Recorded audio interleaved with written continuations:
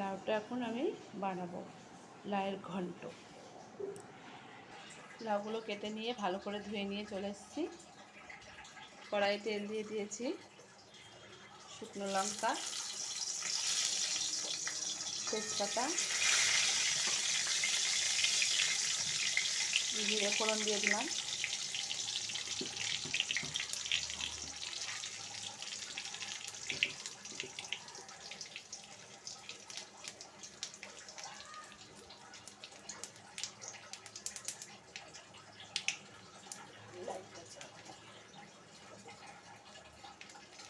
লাউগুলো এবার দিয়ে দেবো।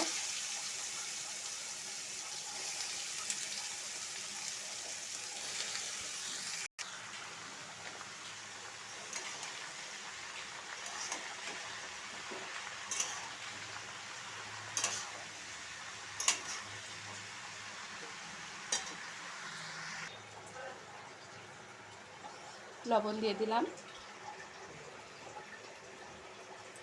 হলুদ দিয়ে দিলাম,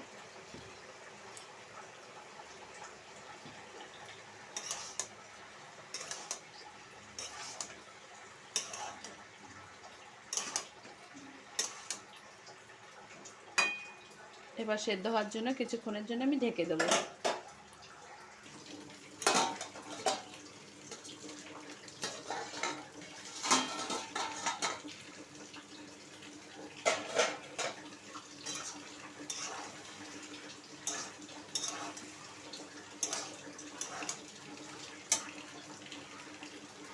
আদা জিরে বাটাটা আর লঙ্কাগুলো আমি দিয়ে দিলাম।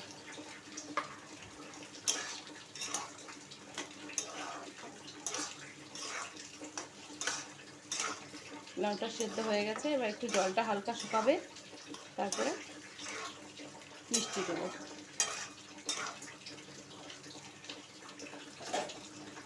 ঢেলে দিয়ে রাখবো।